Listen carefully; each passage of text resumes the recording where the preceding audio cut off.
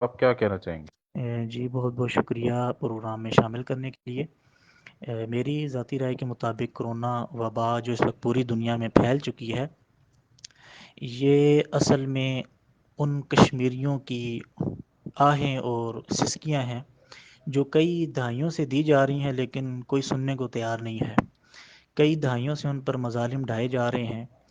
اور اس پر اقوام عالم خاموش ہے، اقوام عالم بے حس ہے اور اقوام عالم بے بس ہے، جس پر اللہ رب العزت نے ان کی آہوں اور سسکیوں کو سنتے ہوئے پوری دنیا پر یہ کرونا کا عذاب مسلط کر دیا ہے۔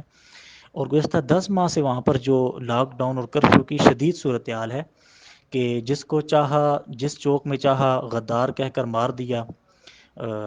جو گھر سے نکلا اس کو گولیوں سے چھلنی کر دیا، کئی سو کو شہید کر دیا، کئی سو بچوں کو یتیم کر دیا، کئی سو جوان بیٹیوں کو بے آبرو کر دیا، اور اتنے مظالم ڈھائے